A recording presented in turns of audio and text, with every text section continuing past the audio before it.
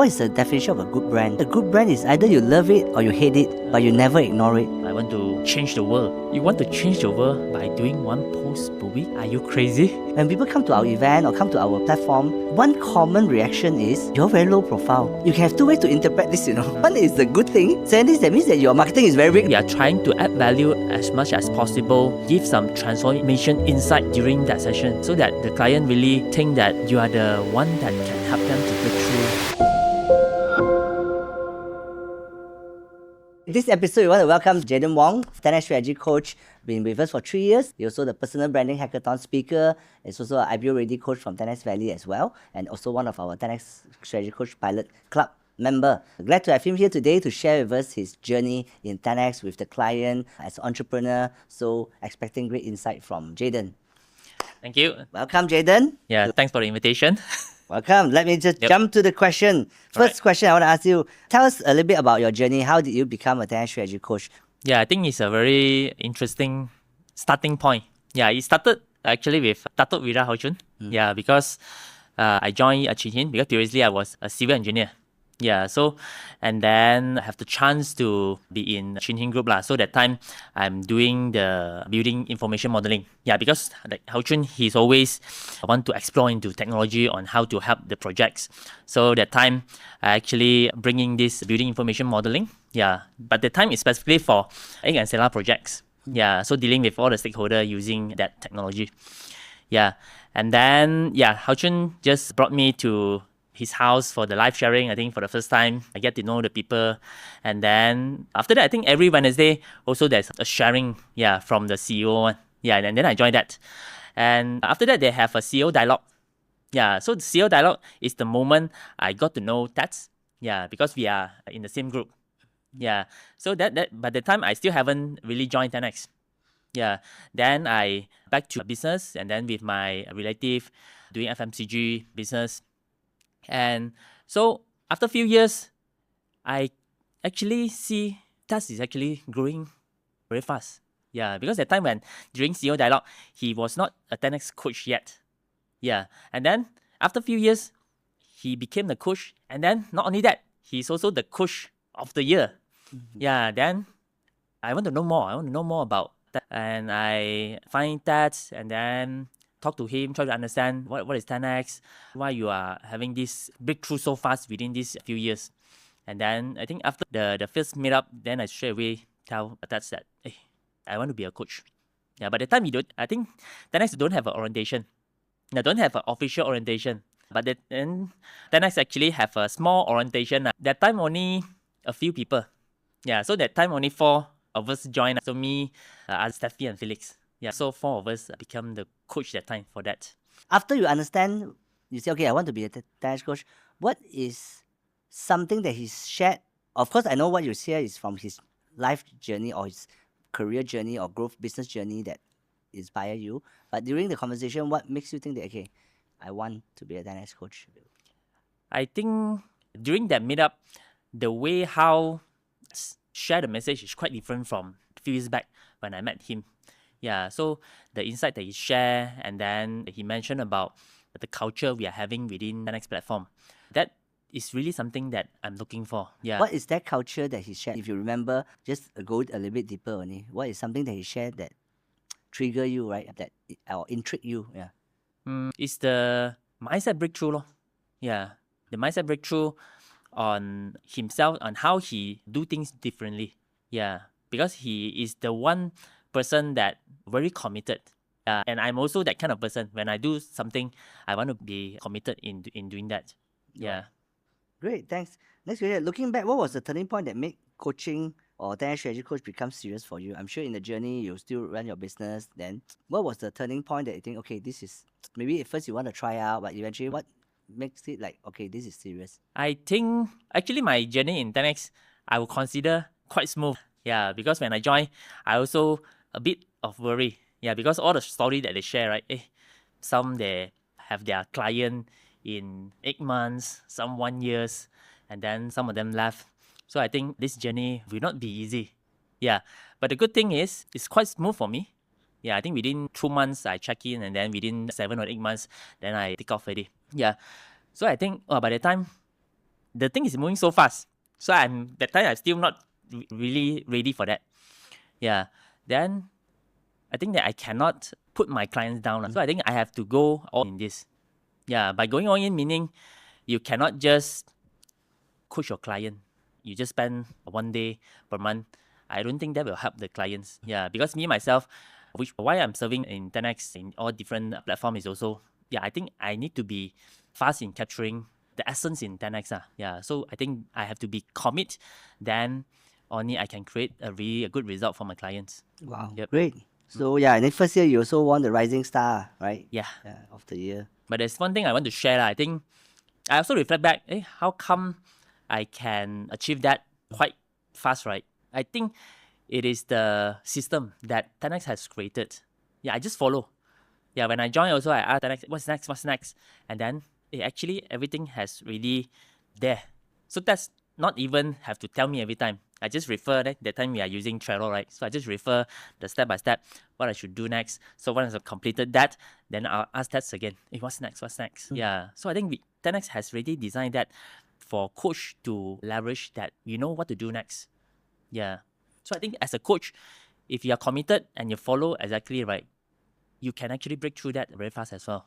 Yeah. I think it's a very good insight. That's why most of the coaches always say this. We also always say that 10x system works, but you must work the system. Yes. Yeah, I think the challenge is also the key is most every one of us are entrepreneur, and entrepreneur like to break rules. So I think that's why I think for 10x a bit different. Not only 10x, I think it's a rule of life. One of our criteria of coachable is COACH, right? The O is actually obedient. Yep. In fact, a lot of people would say they don't like this word obedient because why obedient? They relate, some even relate to pet. Is it obedient is for a dog or not for human? Actually, it's not true. Actually, obedient is a virtue. It's a very good value. I mean, for those who are parents, you are also a parent, right? When your children is young, is obedient one of the value that you want to see in them? Yes, and why you want that? Because it's not that you want to control them, right? I'm sure, right? Because we love them and we know and we know what is best for them at that age because they don't know what is dangerous, what could hurt them, so all that. And again, that's why entrepreneurs are naturally rebellious, right? That's why we don't want to, we want to break the rules, which is also good value. That's why we try to be different from others. But of course, having certain obedience will be definitely help because some of the area that we think that we have test and trial so many times, we know, like even business self-check, we have done close to 5,000 business self-check now. So if you are doing your first 2 business self-check, do you want to hear from us what have we learned through this 5,000 experience, right? That's why I also define this, even leader, I say a good leader is a great follower, not boss. Is means that if you want to lead well, I'm sure this leader also a good follower. When I say follower is that as long as we are in the country, we are citizens, we follow the rules of the country, right? We follow the rules of a leader. So a great follower will know how to be a good leader. So that's why I think this area is not easy. But once we design a system, I think if coaches come in, just follow the system. And of course, once you learn the rules, you can slowly break the rules, right? We are not hard, even whatever system that we set, we always say it's a guideline, it's a best practice because we know entrepreneurs have their own style also. But of course, as long as our shared belief, shared values, our shared philosophy, all these are shared, and then the application and the style, we are not so particular. Just like our declaration, right? Matter of principle, stand like a rock. Matter of style, swim like a fish. Principle, we cannot, like integrity, all this ownership, result, all this we cannot change. But the style, how do you apply, what type of font you use, what type of, you want a Google Sheet, you use the Google Slide or you Excel, all this, it doesn't matter, right? Yep, I think thanks for bringing up a good point that we also want to help more entrepreneur, new coaches to join in, even though they could be very successful in their own business. But when it comes to coaching, it's like a new field for them, right? So you really help them to go smoother and ultimately transform more business and life or even in deeper way. Yeah, thank you. Next question I want to ask is, before you started succeeding, because succeed can be many different meaning, like for in our term could be check-in, take-off, and the transformation of the client in terms of their business and life. So what was the biggest challenge or biggest struggle that you faced? During the coaching journey, you mean? Yeah, before you check-in, take-off, or yeah, I mean, The struggle as a new coach. yeah, I think that's a right question. Yeah, so for me, like I mentioned, I don't think I struggle like other coaches. Yeah, because I check in and take off in the early stage. But if you ask one struggle, I think will be how can I capture and understand all the core tools deeply so that I can really deliver that to my client. Because last time, we are not that blessed like new coaches now, where they have a 5 days training. Certification. Yeah, so that time we don't have that. Yeah, so I also take initiative like, once I have my first client, and then I actually assist Calvin Chong, our Team Inspire coach, for 3 months. Yeah, so how I can coach my new client? Actually, I capture from there as well, because at that time I think his client is also a new client. So whenever he impart the leadership MST, then I'll do the same. But I will also look at the call to videos. Yeah, so I understand the basic on how to conduct this session to my clients, but at the same time, I also learn from other coach how to do this. Yeah, because when I actually assist a coach, they'll tell different story. So that will inspire not only me, but also I will use that to inspire my client. What is the importance of leadership MST? Yeah, because the topic is very broad, right? But how can we really inspire deeply to the client that, I should actually be a good student along this journey? Yeah, what should I be committed in coaching? So I think that is very important. Yep, so good. I think core tools is the key, right? Because that's what mindset, skill set, tool set, right? The tool set is very important for us to implement to the client. I think just even go down back a bit, I think you said you didn't struggle much because you know what to do next, right? And I'm just comparing coaches who are struggling, right? Because I still remember one coach struggled quite a bit, fair bit. It means that after 1 year or they couldn't get a client. I actually really wondering, sometimes as long as you follow a system, you do be a self-check, even out of 3, don't close 5, 10, sure will have client one. So I just curious then, until one day this person come and ask me one question. That's why the question review that I know why. You know what he asked me? So you would know lah, because you go through everything, right? After 1 year, he come at me, hey, Joshua, can you tell me more about, this is the first time I hear about the light bulb story.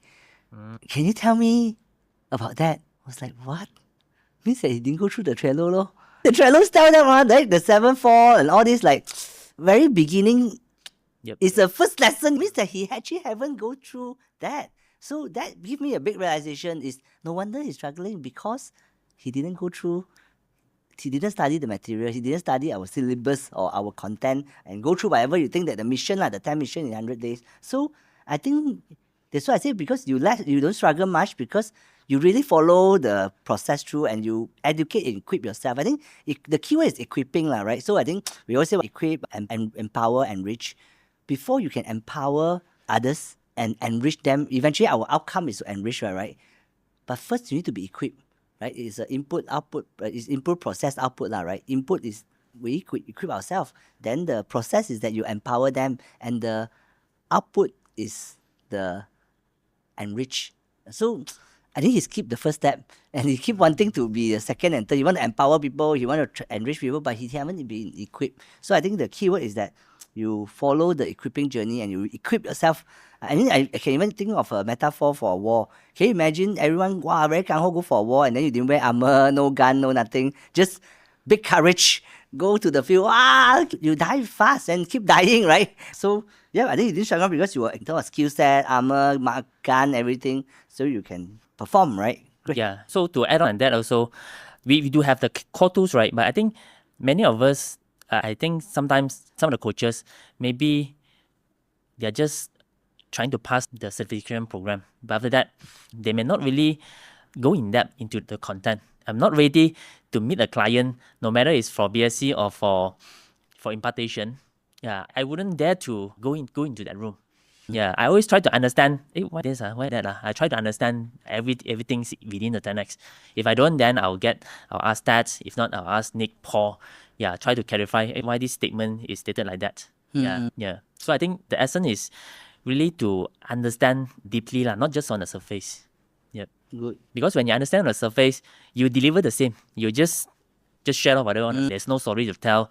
You can't relate. You cannot have that emotion because you don't even understand what was it. Yeah. Very good. I think, just beyond certification is really a must read. That's why we also keep evolving our certification. Right now, the 4.0 is very, it's not easy to pass. I think it's really, but I think the goal is not to make it hard, is to make it real, right? Because we want to make sure that once they are really really a practitioner, like just doctor and all. You need to continue getting your credit and learning. You cannot just pass and then that's it. You go out and try to do operation. Yeah, you need to continuous grow.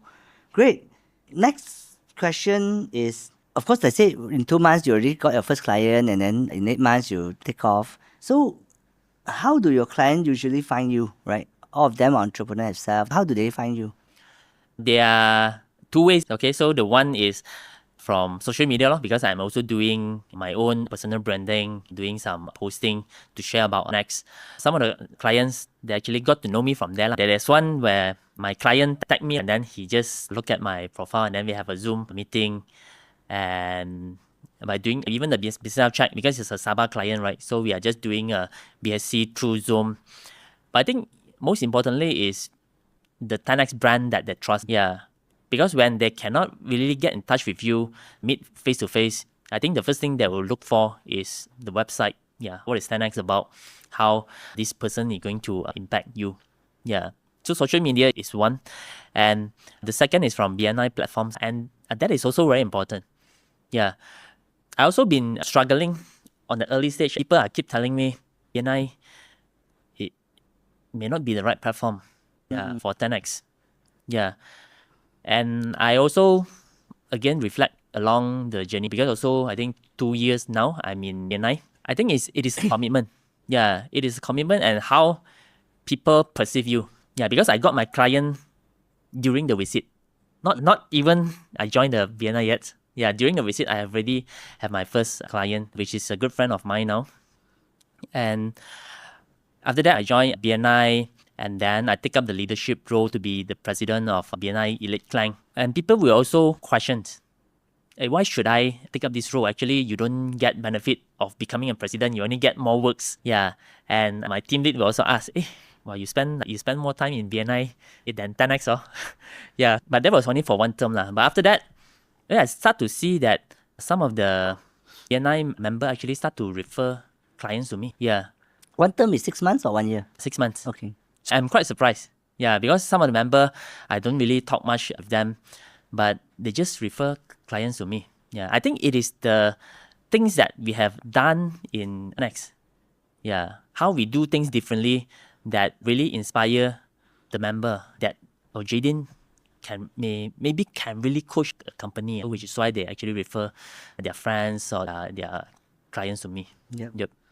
I think it's good. I think what you mentioned just now, let's say my question is where the client find you, right? So one is from social media, one is from your business networking, particularly BNI. Of course, they can also have other business networking platform, but one is through platform, one is through social media, right? One is closer group, one is a bigger group. Of course, they could be your personal friends as personal network as well. I always see this in a 3-layer, right? From personal to a platform to the public, right? In our term, it's actually value pool, value C, and value ocean, right? So value pool is within your circle. Who are the entrepreneurs within your circle, right? It can be 100 or more. So there's one small group, and then value C is everyone in your phone book. I think that is at least closer to people that you stranger, right? Or even closer than people in the social media, because in your phone book means that you have met them before. In the Facebook, you may not meet their face before. You may not see their face before in Facebook, but in the phone book, you see their face before, right? So those are at least your people that you met and collect the phone number, right? You save the phone number. Then only the value ocean, which is the social media, right? So I think what you shared just now, interestingly, actually doesn't matter is which platform, but let's focus on platform. And that's one of the way. To me, platform is also considered like a value pool, right? It's not, I don't think it's a value C, too wide, right? Yep. Is it? How would you think if I categorize value pool C and ocean, right? It's like 100,000, 10,000.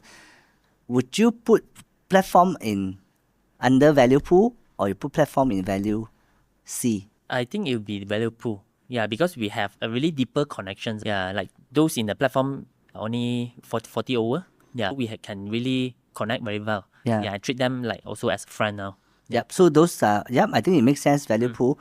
If let's say, if you join those, let's say, business association like PUMM or JCI or what JCI is more on social or charitable organization, or SME or all those, would you put under value C or still under value pool? I think that will be value C. Yeah, because they don't have meeting every weeks. Yeah. They only have events sometimes, and you don't know everyone. Maybe you're very close to 10-20% of the member. Or few percent, because some is like Yeah. a big. Yeah, unless you join very often, then more. Yeah, but for those bigger organizations, the member themselves, they come in and out lah. So always new faces. Yeah.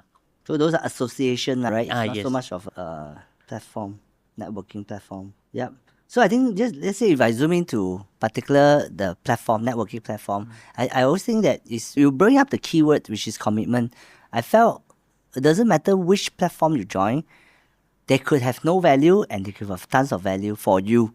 And it's really for you. Means that whether you but my key is that can you really commit to add value to people? I think because we as 10x we also keep focusing on value add marketing rather than pull or push, rather than push marketing or keep pushing things to people, but we are focusing on value add. Even our business health track is value add first, right? We always think of how to add value, right? And the return is just part of the journey. So I think commitment is key. I always ask, if I cannot commit to this, I cannot add value to this platform, I rather don't join, because it seems like I'm like not adding value there, trying to take thing only. So I want to seen as a giver, right? I want to see as someone who value add a leader before I even take anything, right? So the keyword is really commitment. True. And I think what BNI preaches, I think is very powerful also, the VCP, right? Even, I was from BNI 20 years ago, then after 3 years, I left for a good reason. I think my business was so good, I cannot even handle more when I'm running a branding firm that time. But I still remember this VCP, right? Visibility, credibility, and profitability. And actually, I'm still sharing that, even I'm not part of BNI anymore, but I think it makes sense, especially for platform. First, you must be visible, right? You must be there, show up. Then you must build your credibility. Credibility is just not by showing up, it's just showing up. Showing up only give you visibility. Everyone also show up there, what? But everyone got visibility, but credibility is when you add value, when you deliver result, when you have a testimony. That is credibility. Then only eventually profit will come, right? So I think that they need to come with that mindset. If you just think of going there to get profit, I think it's hard, right? Then they actually, no, it doesn't matter whether it's BNI or any platform, you will struggle in every platform. Because if you come with the mindset, I go in, I want to go get profit, get client only, I think that is a challenge. True. Yeah, good. So maybe we just dive down a bit in the social media, because I think you are probably the first few who started also actively doing personal branding. Of course, that's why we invited you to be the speaker also for the personal branding hackathon. So maybe tell a bit about your journey of, particularly on this personal branding. What inspired you to start, right? You start a page, right? You position yourself as the navigator, right? Business. What is the Mandarin? What is that thought? First, why? What inspired you to start first? And then why this positioning? And yeah, maybe start with this first question. Yeah. So why I started this is because I think as a coach, we need to have a personal brand. Yeah, and you need to be visible to the public, to others. Yeah, because there's a quote, right? Visibility is the worst. Visibility, there's a quote, what we call that? Visibility. Very short. Oh, no, there's a quote recently I just looked at this quote. Yeah. You can search for your phone if you want to. Yes, yeah. The quote is, not being visible is the biggest mistake in business. Yeah. What is your take on this quote? Meaning, that is only for business, but that is even worse if it is a coaching business. Yeah. Because as a coach, you're actually selling yourself. Yeah. So if you don't let people understand about what you're doing, you don't build the trust, because personal brand, in one word, I would define it as trust. If you don't build that trust, how can people believe that you can take care of their business? Yeah, because those entrepreneurs, their business maybe is also their life. Yeah. If you crash their business, then yeah, same to their life. So how can they pass the business to you? It is about the trust. And the trust, you don't gain it by just one meetup. You don't gain by just one posting. It is the continuous sharing. How you help other businesses. How is your attitude? Are you committed in what you're doing? Yeah, by showing up, it's really telling people that I'm committed in doing this. Yeah, I'm there to transform the business. Yeah, which is why I started. I think coach, you need to be visible, because you're selling yourself. You're not selling products. Yeah. Very good. So how long have you been started this page? I think 1 year plus now. Yeah, 1 year plus, around 1 year plus. Yeah. So what is your inspiration behind this positioning of business navigator? Yeah, so I also been thinking, should I just use a business coach? But I think, again, no, we need to be different. Yeah, we need to be different. So, which is why I use the term navigator. Yeah, because as a coach, we are like the waves. If you are driving, we are like the waves, right? So that will be easier for people to relate. Because even myself, before to be part of 10x strategy coach, I think coach is a fitness coach. Yeah, because when we think of coach, I will only think of fitness coach. Yeah. So business coach, I really never think of that. And after I joined, then I understand deeper what is the difference of coach? There's class, there's coach, and then there's consulting, right? Yeah, I know consulting, I know class, but I don't know coach. Yeah, so we need to take time to educate the market about coach. Yeah. But in Western country like America, this is very common. All the top performer, all the top entrepreneur, they definitely have a business coach. But in Malaysia, it is not so common yet, which is why we need to educate the market why an SME need to engage a business coach. And I use the word navigator is because I just try to be simple to tell to the entrepreneur that as a business coach, we are navigating your business from point A to point C using C, which is a more effective way of reaching your goal. Yeah, because no matter with or without coach, you can still reach your B point. Yeah, meaning your exit plan. But with a coach, we actually align you to nearer and nearer. Yeah, you also share before, like 1% off the goal. Yeah, it doesn't seem that much, right? Wow, but after 1 year, after 10 years, yeah, you actually out of your goal. Yeah. So I think that is a very good insight. Yeah, great. I think, and interestingly, I also hear from many coaches that when they first hear there's, or even client, they didn't hear about business coach. I actually quite surprised because I thought it's very common, but surprisingly, actually, a lot of people still not aware. I don't know until now. Do you think now the market still when you go to business self check, do you still find people that what is business coach? Do you still find? The good thing now is more and more people get to know 10x. Yeah. Only if they know 10x, they know what is coach. Yeah, which is a good thing for 10x. But if they have not heard of 10x, I think many of them they still don't know what is coach. Yeah. So I think it's interesting. I just came back from Busa, right? One of our alumni went for public listing. So then I sitting with the COO. The CEO is in the interview. So then there's two international bank, these two senior management from international bank. So he say bye to the COO. Then after he say bye to the COO, he say, hey, you got a partner at 10x, right?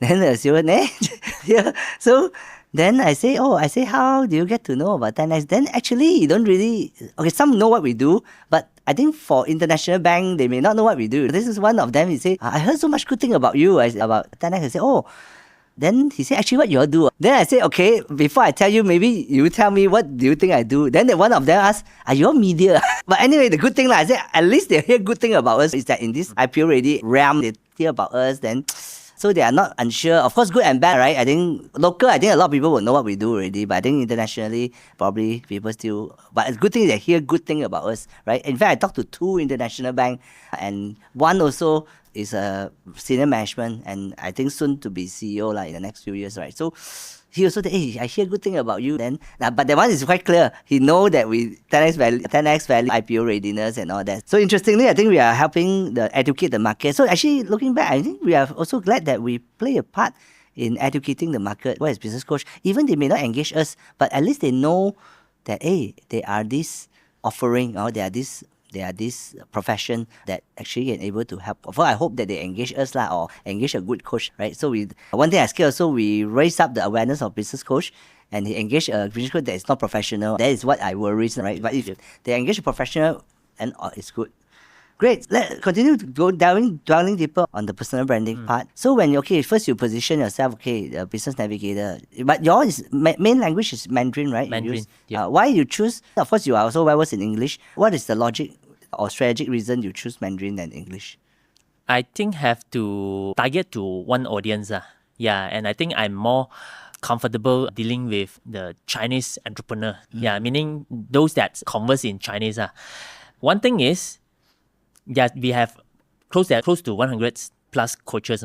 Yeah, and I think most of them, they are in English. Yeah, and I think there's a gap to be filled for the Chinese coach. Yeah.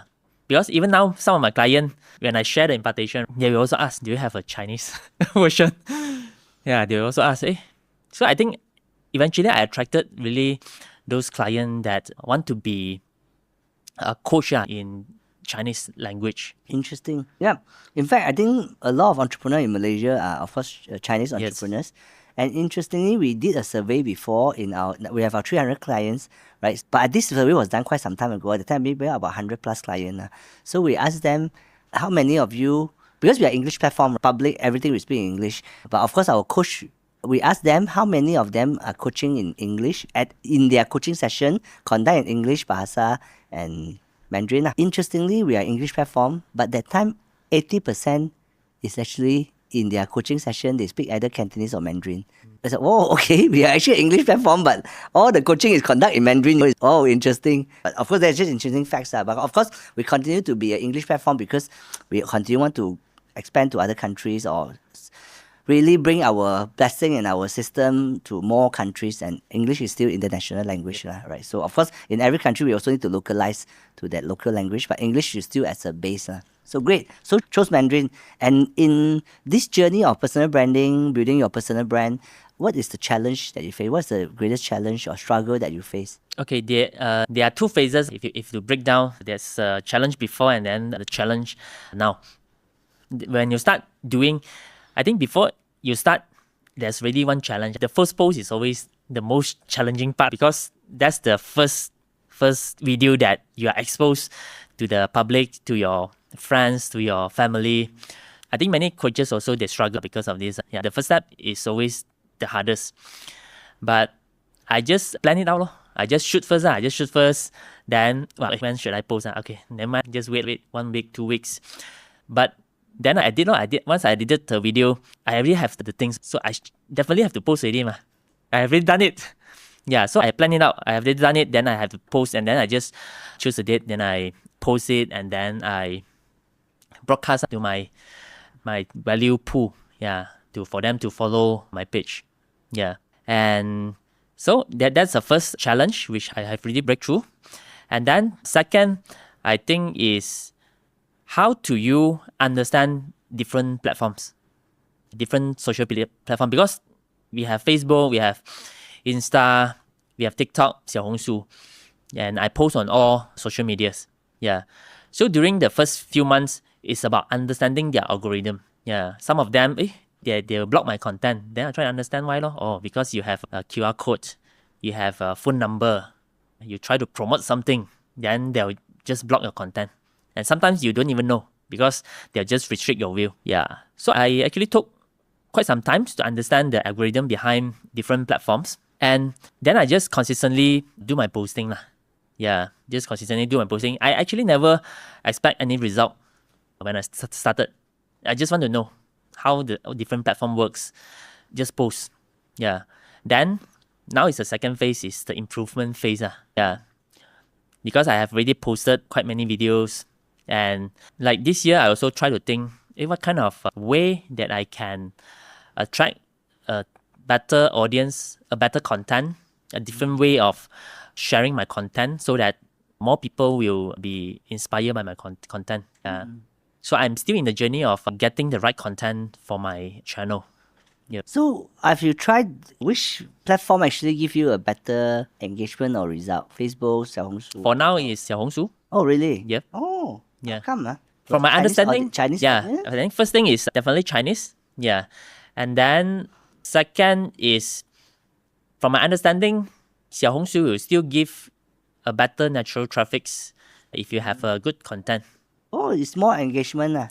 You mentioned that there's your first one of the client come from social media, right? That one is from 小红书 or Facebook? That one is from Facebook. But that one also because or someone tag you. Tag me already, then he just look through. It's the same content.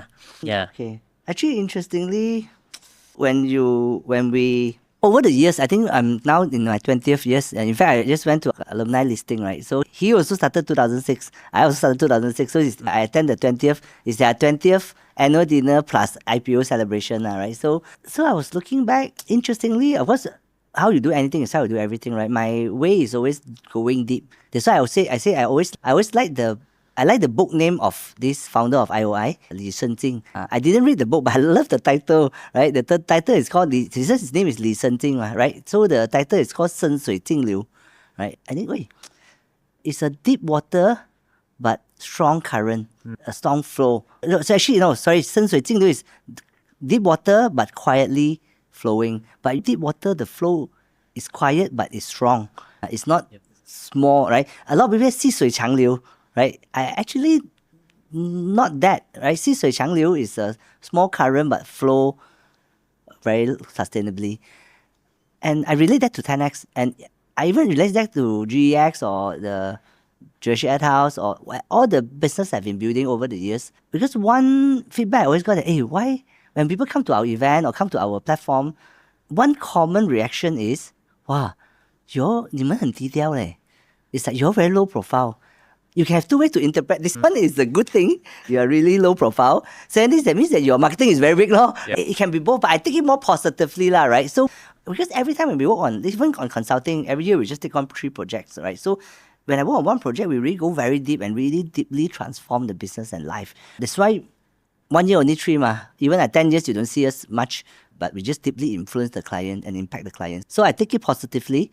And even 10x now, we scale it up, right? Because we're able to formalize and corporatize, globalize our business so that we have 120 coach, 300 client, and we know you can continue to grow. Because 0 to 1 is the hardest, 1 to 10, 10 to 100, then we know 100 to 1,000 is a journey already, right? Of course, it will still need transformation, but it's possible. If you can do, logically, if you can duplicate 100, you can duplicate 1,000. If you can do 1,000, you can duplicate 10,000. We know we can continue to scale up. So we also have this feedback, hey, why is 10x is not so low profile, right? We are not shouting loud or whatever. So I said, we are not 细水长流, right? We are 深水静流. So I like this, that we are deep, and in the bottom is strong current, right? We are actually flowing strong. Of course, now we start to pursue more personal branding, and it's really, I always say this to client, what got you here won't get you there. When they are 0 to 1 million is start.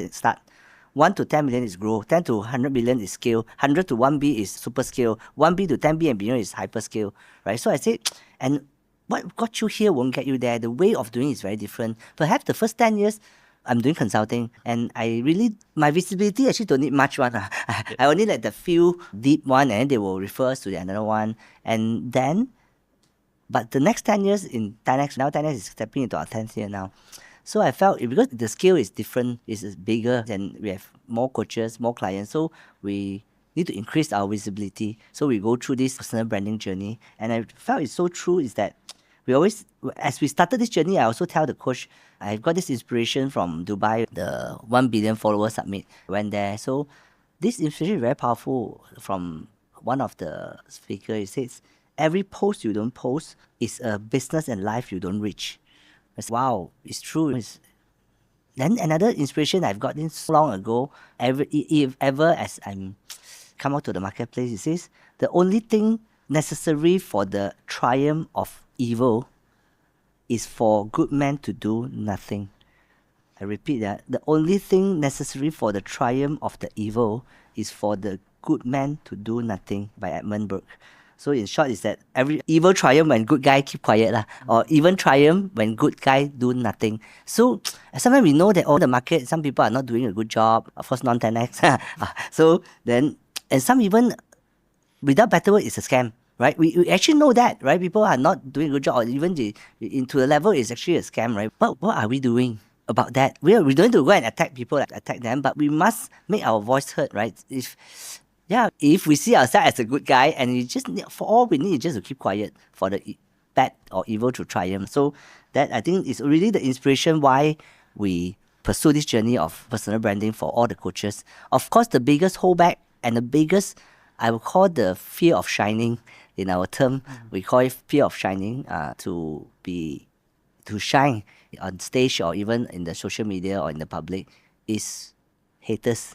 right? We always worried about what do the people say about us, what do the haters say, right? And all these people just can comment. One negative comment can cause them, disturb them for a few hours, a few days, a few weeks, some even few months, some even a good season that will be so bothered by people talking bad about them. Reason because they are out of good heart and intention, right? And they're trying to do good thing, and all you think is just one keyboard warrior or just say something bad, and it's affect them for very long. That's why I also prepare all the coaches as entrepreneur, as a leader. We want to shine, and as we shine, the fear of shining is for people to do not understand us fully and just easily comment some negative comment about us. But the only antidote to that is focus on what matters and who matters. The rest doesn't matter. That is the antidote. Nothing else you can do, right? Because people just can talk bad thing, right? And there's always a saying that when the person talk bad about you and they don't know you, most of the time they are the problem, not you, right? Most of the time they are. That's why we say also tell people don't be a rubbish collector, because why they talk rubbish, because inside them is rubbish and they like to pour out to people. If you can just ignore that, but if you pick it up, you are picking up that they are rubbish, right? Another metaphor I like it is very powerful. You say, give you a logic. You take an orange, when you squeeze, what comes out? Yeah. Orange juice. Yeah. When you squeeze a lemon, what comes out? Lemon juice. Lemon juice. When you squeeze an orange, will lemon juice come out? No. Will apple juice come out? No. Why? Because inside is orange. Because it is an orange and inside is orange. If ever you squeeze is a lemon come out, what does it say?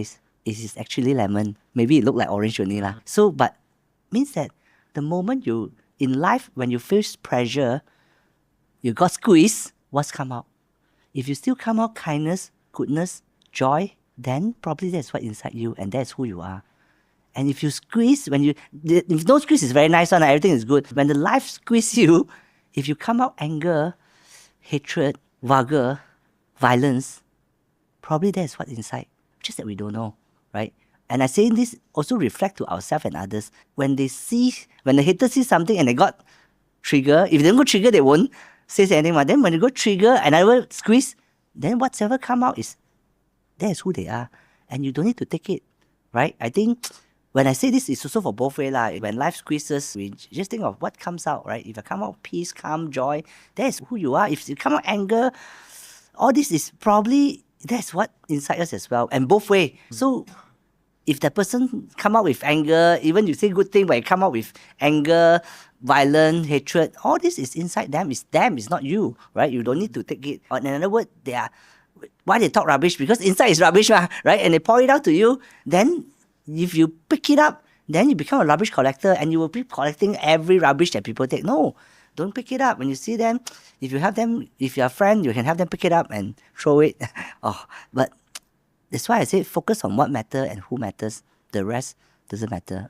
Life is too short for us to take everyone rubbish and take everyone's hatred, anger. We just need to focus what is right and for the people that matters to us, and the rest we cannot really care. I think if you want to do a successful personal brand, there's a mission and focus that we need to have.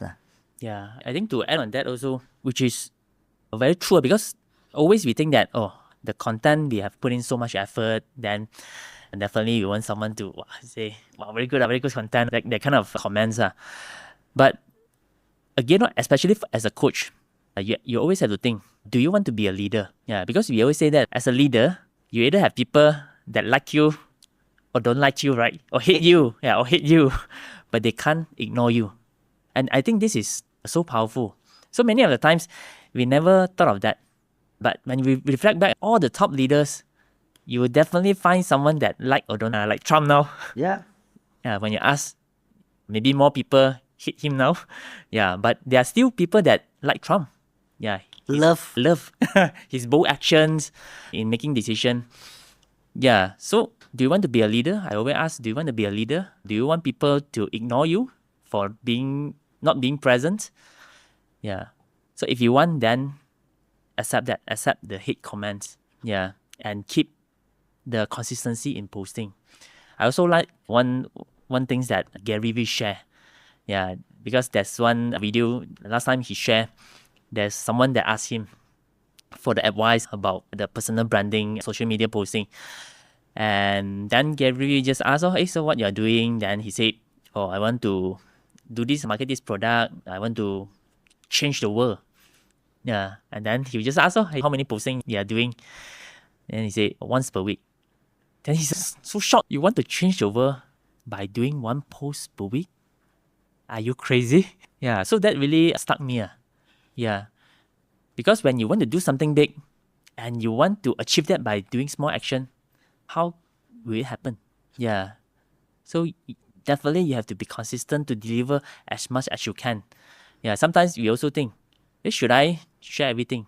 Yeah. Then after I share, I don't have to coach radio. Yeah. But actually it's not. Yeah. It is for people to understand you, because coaching is not about teaching, right? You can share everything, but end up they may not even apply that, because coaching is about making things happen. Yeah, keep them accountable. There are so many ideas. You can get all the ideas now with but how many actually executed? Yeah, and change along the way and make it a successful plan. So I think that is very powerful. Yep. Wow, I think it's very good. What you shared just now, yeah, I think go back to actually this insight I got it from during my branding era when I was a brand consultant. He said, what is the definition of a good brand? So he said a good brand is either you love it or you hate it, but you never ignore it. Then of course it's very true, right? You can take any brand, right? Let's say the Marmite sauce, you love or you hate? I love. And there are people who hate that. It's so smelly. So every almost good brand, Coca-Cola, some people love it, some people hate it, right? Wow, it's bad. And anything that is famous, not only if I just call those are brand, right? I can mention any brand like Apple, Samsung. Everyone got love and hate one, right? There are no between one. Seldom between, not no. And not even product, service, organization brand. Even anything that's famous, durian. You love it or hate it? Yeah, I love it. Yeah, there are people who hate it, right? Yep. So almost anything that is famous. So then I thought, hey, then even leaders. It's true. I said, either the famous leaders, don't talk about those people who ignore one. That's why you ignore them already, right? You either love them or you hate them. Donald Trump, you love him or you hate him. Sure, you say so many people hate him, right? But how can we get voted as a president? Sure, there's a lot of people who love him also, right? And then Barack Obama, a lot of people love him, but a lot of people hate him also. So you can mention many names like Najib lah, or our prime minister right now. So everyone, every good leader, you either hate him or... So the definition of good leader is also either you hate him or you love him, but you never ignore him, right? So I think that's also the principle we want to hold. And looking back again, I think why it's so hard for us to take, because in Cantonese we call seksima means that you take in blame that is not created by you, or not. You are not the owner of that blame. You are not supposed to take this blame, but you take it anyway, right? It's like accusation, right? I think the hardest for human to take is accusation. Some people can take a lot of stress or pressure, but they cannot take accusation. The moment you take accusation, it's like you will jump, you will just, it's very hard.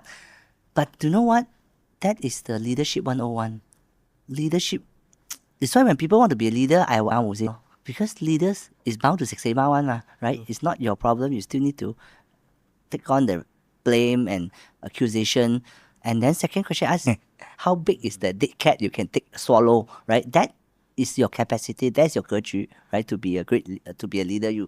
I'm not saying every time, but they're bound to have. If you cannot, then you just cannot take it as a leader. So same, I think hater is like accusation, right? No different. Why people so hard to take it? Because it's not, I didn't mean that, or I'm not like that. So you accuse me, so they cannot take it. But like I said, either focus on what matter, who matter, the rest doesn't matter. Maybe in this topic, have you ever faced any hater comment, or don't know lah, something that comment that you felt that, hey, hater lah, hater. The good thing is I still haven't got that hated comment yet. You know what that means? Yeah. And not famous enough. Yeah. Yeah. You know why? Actually, I got one video went viral. I think about 180,000 views now. Usually it's like 2,000 views, 3,000 views, right? So this suddenly got, and no ads, because it's over 1 minute, it cannot boost the ad also. And then 6,000 likes or few thousand save, few thousand comments, shares. So then it start to receive comment, right? People talk, people successful don't talk like that one lah. Then it's like 讲了好像没有讲这样啦，废话啦, or whatever lah. So all this, then I also post in AI how to respond to this type of people, right? I also seldom face, because in Malaysia, most people, either we are friend of friend, right? They won't say you like that one, right? So then the first thing the AI reply is, congratulations, means you are famous already. Why? Because the algorithm means that if you reach this type of comment, means because the algorithm will have certain measurement that how many share, how many like they will push out to outer circle. He say it push to a circle that people totally don't know you already.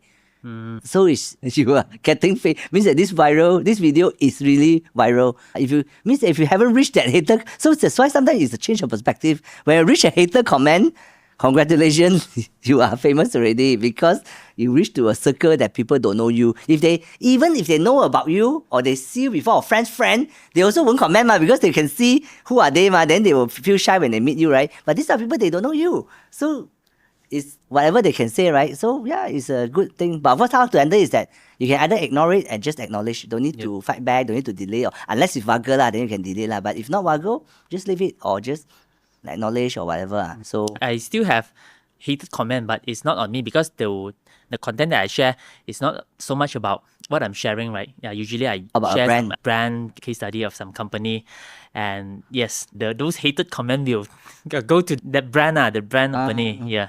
Okay. And also, I think what I like, just now one insight also, people don't share so much because they say, hey, what if I share already, then I don't need to coach lor? And actually, it's not true, though. It's really, but again, I think a lot of coaches, even when they use AI, they also worry the client know that I use AI. Of course, you use AI, what's the problem, right? So you must make sure the client use AI as well. So I said, if they still worry about that, means that they don't really know what business we are in. They don't clearly know. They still think that at first we are not in the business of giving answers, right? And we are not in the business of information. How can you compete with ChatGPT, Claude, all this, Google? They are in the business of information. We are in the business of transformation, right? Yeah, the AI can give them 10 answer, 20 answer, 1,000 answer. So which one is the right one? Which is the right answer that fit and high efficacy for your business? Who help them to make this decision? Who guide them to make this decision? That's where we come in now. And accountability of execution. No action, no result, right? I can know so many things, but who is keeping them accountable? They say, AI no, AI can set reminder Come on, it's not true, right? I just off the laptop, bye-bye. You won't okay lah, AI remind me I must do lah. No, but we are there 8 hours looking at you.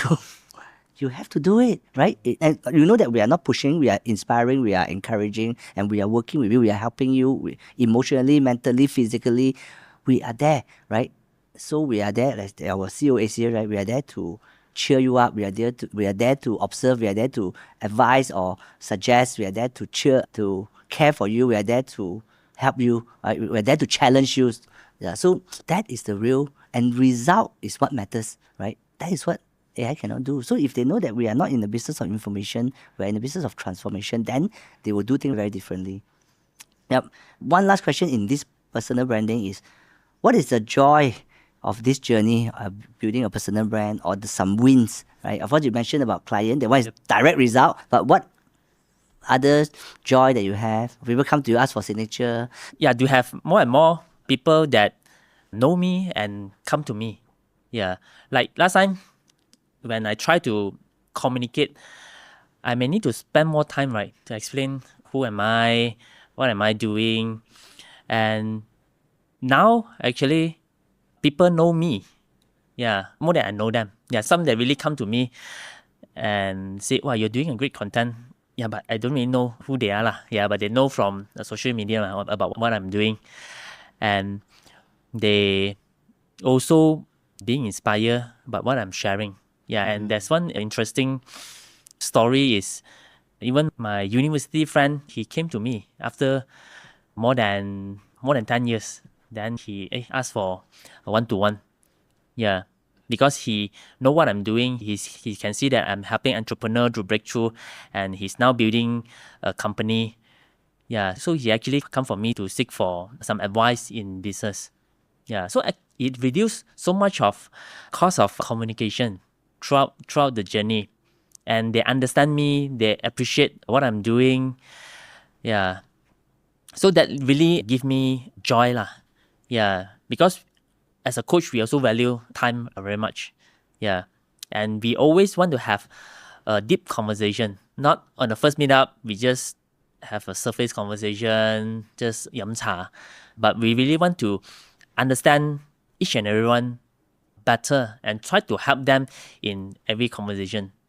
Because many of 10x coach, we are not a business coach only, right? We are also a life coach. Yeah. So we don't just transform business. If there's a chance, I also want to transform their life.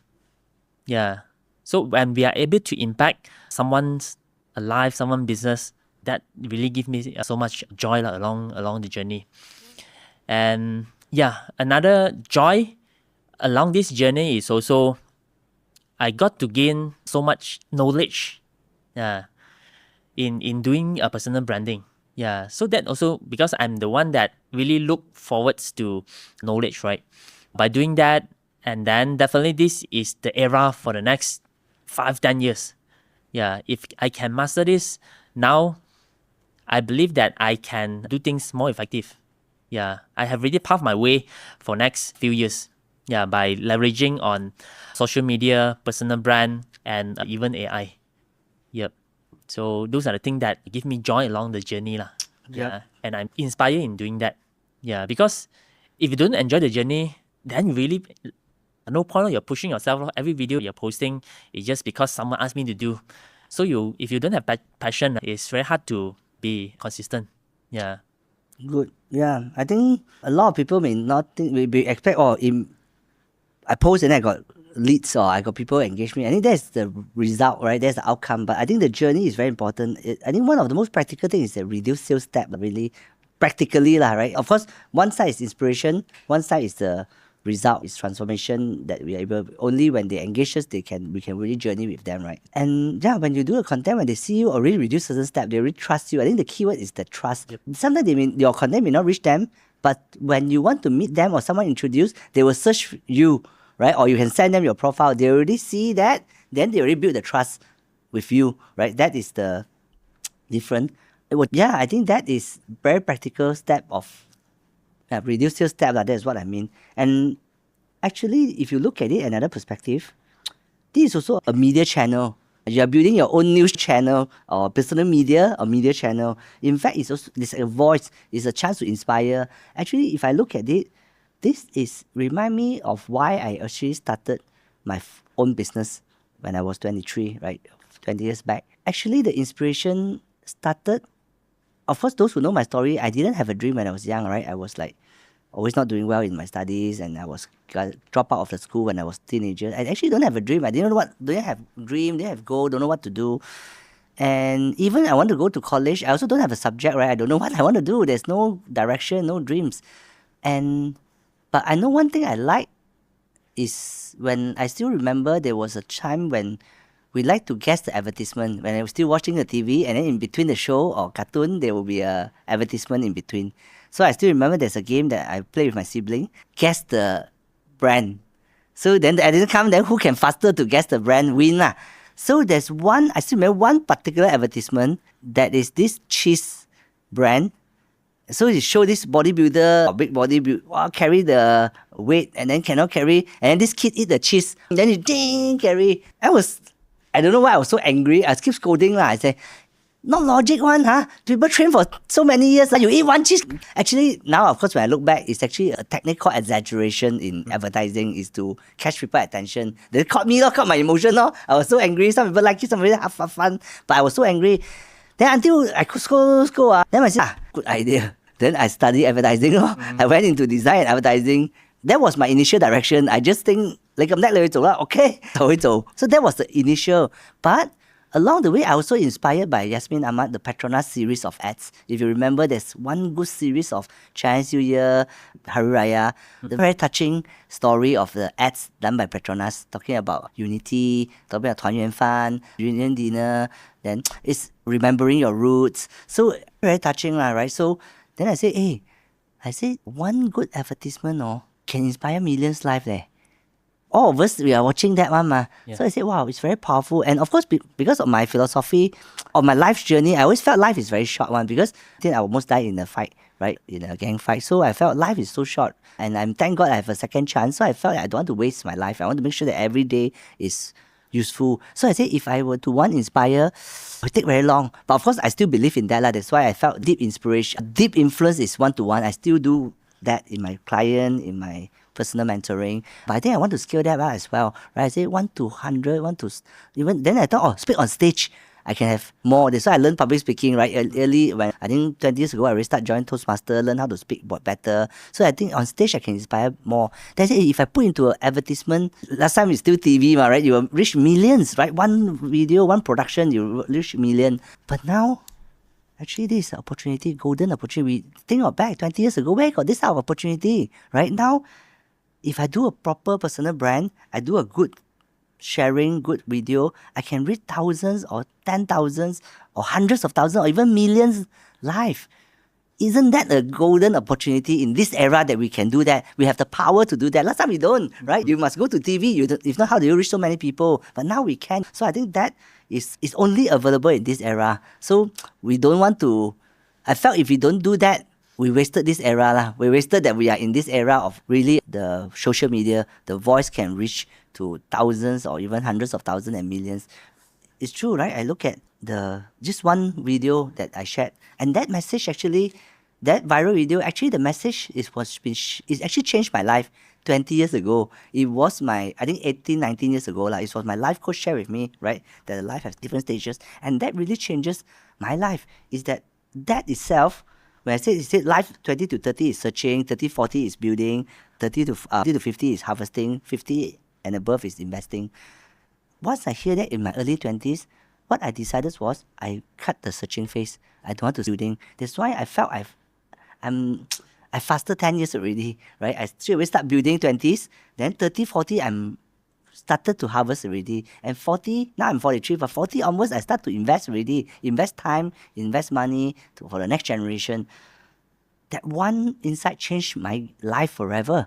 So I've been sharing this story for 20 years. But just because of this social media era, and I capture it, and my PA capture it, edit it, and post, and organically there's up to now I think 180,000 views.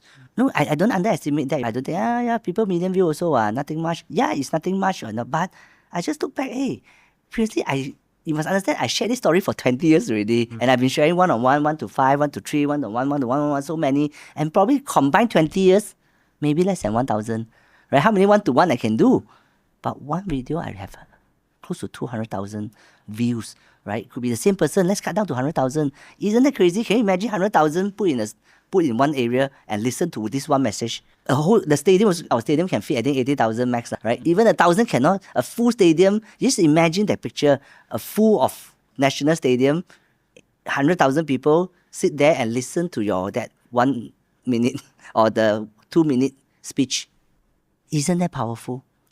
It's very powerful, right? Yeah, I just want to, I don't want to undermine that. I just want to, of course, not every message video is like that, but I just say we have an opportunity to transform business and life through this voice. So that's why I always like what Obama said, right? He said, one speech he said that if your voice can change this room, and if your voice can change this room, your voice can change this city. If your voice can change this city, you can change the state. If you can change the state, your voice can change the nation. If your voice can change the nation, your voice can change the world. Your voice matter. It's like, wow, inspiring, right? Really. If you look back Obama campaign, he started with just record a video, put there a phone, and then he just started like that, right? Yes, we can, right? Put one video, and the beginning video, he just record himself and talk about his vision, and yes, we can, right? And eventually, he became the American president, the most powerful president in the world, in the country. So just want to encourage all to really pursue this journey of personal brand. What is your one advice for coaches? Like we have 120 coaches. I think now at least 20-30% started that, some majorly, some minorly, but at least like say 0 to 1 is the hardest, right? The post, some begin this journey already. Some extreme like Wilson, we encourage coach every week post one video. Yeah. So in 52 weeks, because we are calculating that we have 120 coach, just one coach posts one video a week, 52 weeks, 52 video a year. And in 1 year, we have more than 6,000 videos in the market. It's, wow, crazy, right? So 52 videos. So Wilson did 52 video in 52 days. Wow. So 10x the speed, right? People take 52 weeks, he take 52 days, right? So those are extreme, right? But some people are really progressing. So, but some still yet to begin this journey. So what is your advice or encouragement for our fellow coaches, 10x strategy coach, 10x family? What is your one advice or encouragement for them to pursue this journey? Coming from a 10x 企业导 Yeah, so I think you have first be committed in what you're doing, which is if you are serious about business coach, you have to be commit. And the second thing is you need to find the why. If you don't know the why, yeah, it's very hard to start and there's no point starting because the why is not strong enough for you to keep doing. Yeah, when you start, you don't want to just post one, two. Many of them, even you push them to start, eventually they'll stop after a few posting or a few videos. Yeah, because there's no big why of starting this. Yeah, so if you don't know where to get this, yeah, either you talk to a team lead, yeah, you talk to the leadership team to understand, hey, why we should start this. Should I be the one to also start this? Yeah, I think definitely they have a better answer to tell you why you should be doing this. Yeah. If you can see that by doing this, it will make your journey smoother, then you definitely will start. It will save you your time, save you the cost. There's no reason not to start, right? Yeah. So I'll encourage them to find out their big why and talk to someone if they don't know the answer. Yep. Wow, I think it's powerful. When you're talking, I also looking back because I also write down why I want to start this journey, right, of personal branding or YouTube, Facebook, LinkedIn, all that. So I said, actually, I go back to my purpose. First point, I put down why. Actually, I put down a lot of PVMC, rhythm, channels, production, detail, audience script. What do I say? Ending script. I put down a lot of planning. But I think first point I put is why. So I say it's actually back to my original purpose and vision, to influence, inspire, and illuminate the path for leaders. That is my mission, purpose statement, and I'm just leaving that and scale this up only. I'm just digitalizing and scaling this mission and purpose. And why I write a book is the same reason. So I'm actually going back to my original purpose to inspire, influence, and illuminate the path for leaders in their life, family, and organization. So I back to my original purpose. So I think they must really have a why lah. If not, you will just give up. Yeah, I agree. Great. Next question, I will just jump into another part of the section, which is business self-check, right? This is our one kick 10,000 times, right? It's our mastery. In fact, and I always tell people that of course, there's marketing is one of the most important for any business, right? It's the lifeblood of the whole business. And I always tell others that our marketing, our term is a value-add marketing, if you put it in a professional term. And which means, in short, is that we add value first before we take any value, right? But again, we say every business is a transaction of value, right? So their value could be in a coaching fee form. Our value could be insight and information, not information. Our value could be insight that transform their game and move them one step further. But of course, our note eventually is to keep them accountable to create the results, right? Point them to the right direction and keep them accountable. So that's why I say we want to value add first. And our form of expression is called BHC, business self-check, right? And of course, we have two sides of looking at business self-check. In the front is actually business self-check. At the back, the BHC, business self-check, to us, it also stands for blessing, helping, and caring, BHC. That is how I see and how we see a business self-check. That's why I tell people we don't have a lot of people have a lot of marketing tactic, strategy, campaign. I say we only have one. Business self-check, that's all, right? You just one kick 10,000 times. You just, again, it's not only the what, it's the how, right? So it's the how you do it. That's why we have done close to 5,000 business self-check now over the past 10 years. So everyone do it, yeah, the principle is the same, our question is the same, but they do it very differently, right? Even the intention, the blessing, helping, caring, how much that heart that you carry with that. In fact, I also hear from market, because there was one season of time, I also mentor another organization which is our similar share, it's the same shareholders, right? But of course, eventually I did. So I also teach them to do business self-check in a different, it's the same principle. And the outcome I hear from the market, the customer himself, they actually so happen a few of them have experienced both business self-check. So he said, I felt that next one is very different. He said, he don't know how to explain, but he said, I just felt it's very genuine. You say, I don't see a dollar sign, I don't see a salesman, right? I see an entrepreneur really having a heart to add value to me. So I think that's why I say how is very important, and that is our secret only weapon, and the most powerful weapon, right? And also tools to bless, to help, to care. So probably I want to go into the topic of business health check. So when you go into a business BHC, a business health check, what is your mindset? What is your mindset? Of course, we know to achieve any success, you need mindset, skill set, and tool set, all three. But to me, 60% of the success is the mindset, right? So that's why I want to ask you, when you go into, what is your mindset? Yeah, so I think every business health check, I take it seriously. Yeah, so before I meet the prospect, I'll definitely understand the business better by doing some research. Yeah, even though I don't know the industry, I'll try to understand the industry. So because that session, it is actually for me to add value. Yeah, but how can I add value if I don't understand the industry? I don't understand the company. Yeah. So every time when I go into that session, actually I already know how to help the business. Yeah. Even today without the business health check, yeah, that format, I already know that I can help them. I think that mindset is very important. Yeah.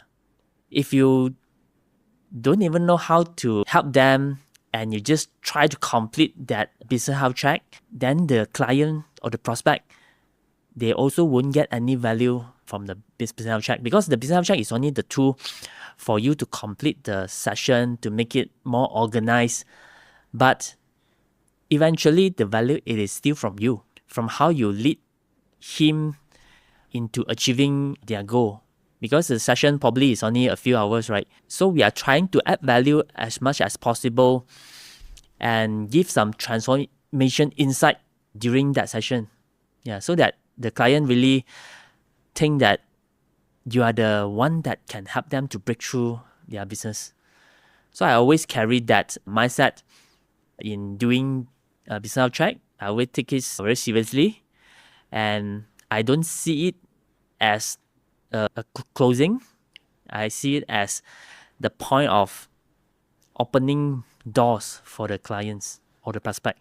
Yep. Very good. Yeah. So I think what I hear is really going with the mindset of adding value, but by how is do the research, and before that you already understand enough that, okay, I can help, how I can help. Then only you go into that and thinking of how can I add value, right? Okay, next question is a very basic question, but interestingly, I found a very different answer from different coaches. How long a business health check session usually it takes? Of course, our official will say about 1 hour, 45 minutes to 1 hour. How long does your business health check usually take? Okay. If it is a serious business health check, I never complete within 1 hour lah. It's always, I think, 2 hours, 2 to 3 hours. Yeah. Within that range, 2 to 3 hours. The longer, the higher chance. What's the longest that you have done? I think around 4 hours. Yeah. Good. And not one session. I close my client on the second session when I present the report. So probably that will take another 2-3 hours. I'm just thinking how long I've done. I've spoke to one coach, Lam. He said his one is always 4 hours. He asks the client to prepare 3-4 hours. If you want to go deep, then he take it like a session already. Then from there, then I think it makes sense, because actually for me, you know what's my highest I tried before? No. 8 hours. Wow. But I don't see it also. I just actually we just ask for dinner, chat, don't talk until the shop close and discuss, here is challenge. It ended up with about 6 to 8 hours. I've done 6 hours before, 8 hours before, 4 hours. But I think I've never done one lesser than 2 hours. Not even one lesser than 2 hours. Easily it's 2 to 3 hours. I think a good one. So this is probably a good insight that I might need to really because a lot of them do 45 minutes, 1 hour. It means that they are just rushing through the question. Yeah. Then for me, for me, I think it's impossible to complete within 45 minutes one. Yeah, because you need to lead them to share one. Yeah, if they don't share, meaning you will complete within 45. And if they don't want to share, you probably, you won't be able to close that client anymore. Yeah. This is good insight. Probably I will just tell them. I think the moment they say 2 to 3 hours, the coach will, if they are not experienced in BSF, they will sure ask more already. How to Yes. conduct 4 to Yeah. 5 for 2 to 3 hours, right? Yeah. So yeah, I think good. This is a very good point. In fact, we will tell. We can tell them. Actually, we can complete within 1 hours, or it can up to 3 hours, even 4 hours. So you just easily save. Block your time. It can be 1 to 3. If there's not much insight, I don't think I can add much value. Then we can complete in 1 hour. If there's more engagement and I can see value add, then probably we can talk more. So we just prepare. If you want to be safe, you block 3 hours. If 1 hour means that you don't get value, I don't get value, then we end earlier. We can just be very open and like that. If not, every time the client just block 1 hour, then after they are rushing. So you say if you cannot block 3 hours, we may not end up 3 hours. We may end up 1 hour only. But if you cannot block 3 hours, then we don't do. I think if it's important enough, we should allocate a good time Yep. for us to talk it through. I think it makes sense also because for no point, what's the point you do so many business self-chat, right? Even just one, if you do good one, then you become a client rather than you just talk so many, do so many, but then everyone 45 minutes, you do 20 and then close one. Why don't you just do one deep one or two deep one and you get a client from there? Yep. I think the challenge for new coaches, I believe, is they don't know how lah. Because many of them, they don't know how to make it 2 hours. Yeah, because if they just run through the format, it won't be 2 hours. Yeah, but along the BSc, if we can design some transformative question that we can ask the prospect along the way, I think that will be good. Yeah. And don't just ask open-ended questions, but a question that really can lead them to share more about their business, about their challenges, let them talk. Yeah. So because when the prospect share more, they are more engaged with you. And that's where, because it's not just about theory, right? How good you are, right? It's the connection between the coach and the prospect. Yeah. So I think we need to have that in order to carry out a successful BSc. I think one insight you got is prepare transformative question for them to share more. That's powerful. I think one very important thing is, like you mentioned, preparation. When I say preparation, how do you know it's a good preparation? That, like I said, you've researched the industry, and if you don't understand, you talk to other coaches. Sure, we got 300 clients in 50 industry. Sure, got a coach is coaching the industry one, unless they are very weird industry. I don't know, for maybe help after people like what Qing Dao Fu. After the people got killed and then they go and clean up the scene one. But anyway, we also don't take this sort of client. We only take proper business, right? Fully compliance, legal, moral, and ethically right business, right? So if you're under that, I think either the coach themselves are in this business or they have a client in this business. So definitely you can get something one, right? So do a research, understand the industry. And every industry, there is, again, we also say same but different, right? So because in the generally, there are some same structure, but in the nuances is different. Just like human, doesn't matter you are Malaysia, you are Chinese, Indian, Malay, Malaysian, African, American. We also got eyes, nose, mouth, kidney, heart. Not like American got 2 heart or what. We all have the same organs. That is the same thing about human. But different is our character, our brought up, our experience. Those are different, right? But means that there's something that's same, something that's different. So in the preparing for the BHC or understanding the industry, look for what is the same first. Then we know what we can add value on. And we also try to understand what is the different, right? So I think the moment you go in with information, insight, and structure that this industry, what I know and what I don't know, what is changed, what cannot change, what is something that is same, what is different, then I think it's very different. You are 有底气, you come go in with so much confidence, but you may not need to share all. You can always over-prepare.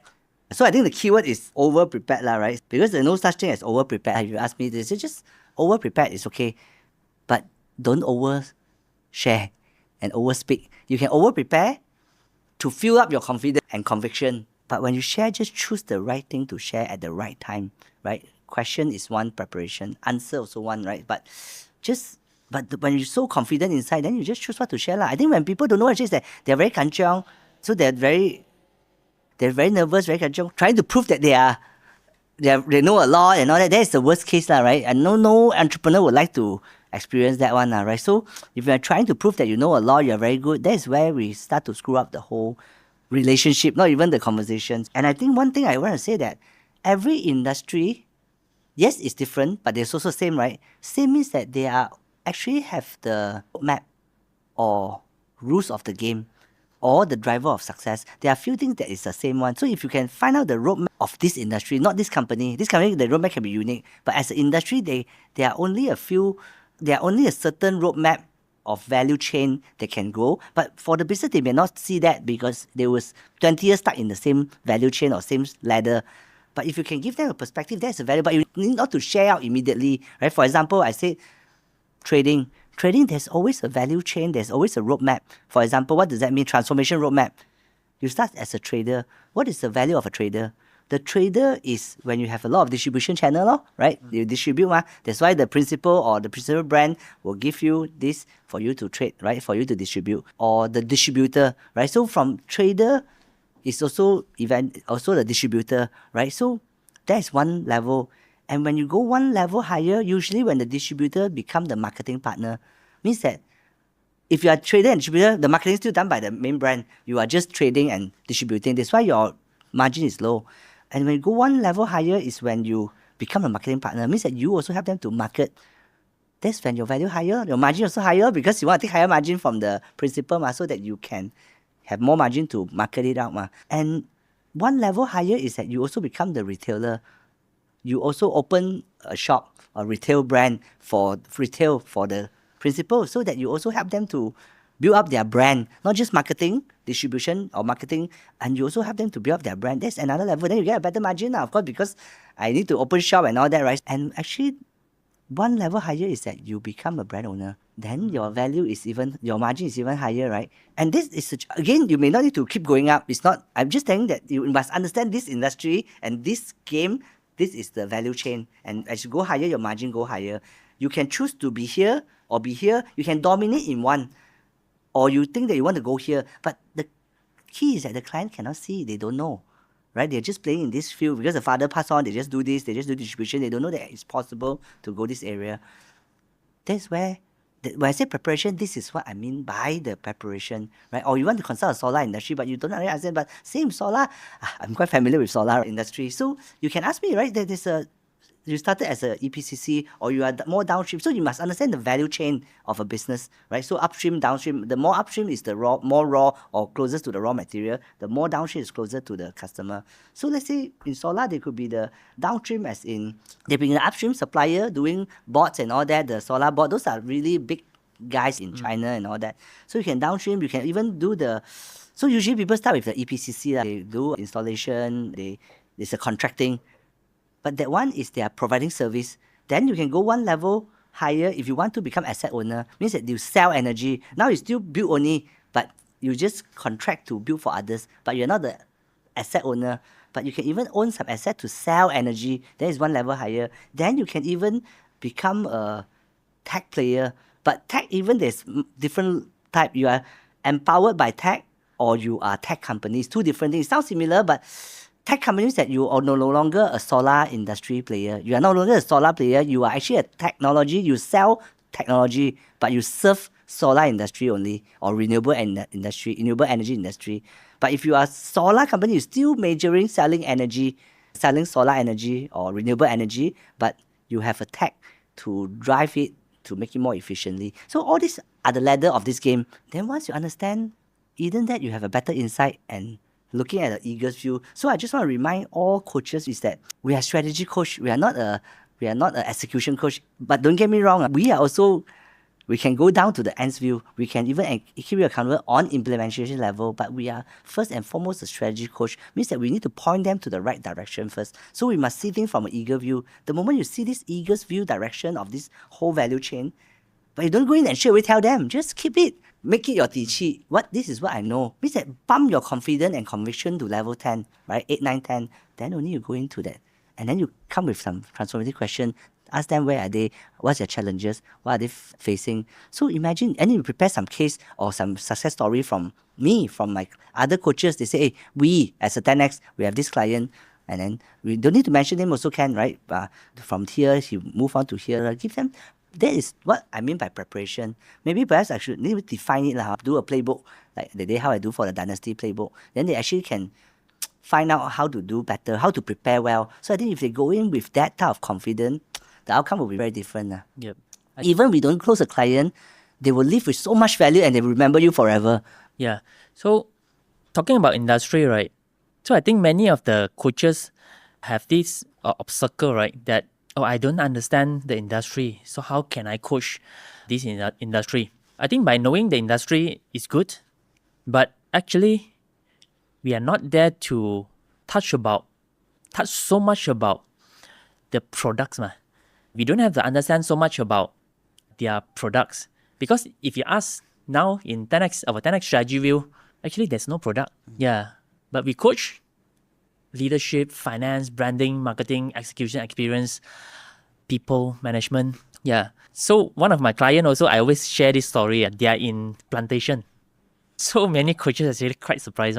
How can you coach plantation? They are doing oil palm seedling. And I have not stepped into oil palm estate even once in my life. Yeah. So I don't know the industry. Yeah. But they are still having the challenges within this strategy wheel. I think every businesses, they have a different strategy, not so much on the product. Maybe they also have some challenge in the product, but it is more about marketing. Yeah, always when people come to me, it's a sales problem, it's a marketing problem, it's a talent problem. Yeah, but again, it may not be the case. Sometimes it's just a problem. But when we dig deeper, maybe it is their positioning, maybe it's their branding, maybe it's their leadership. Yeah.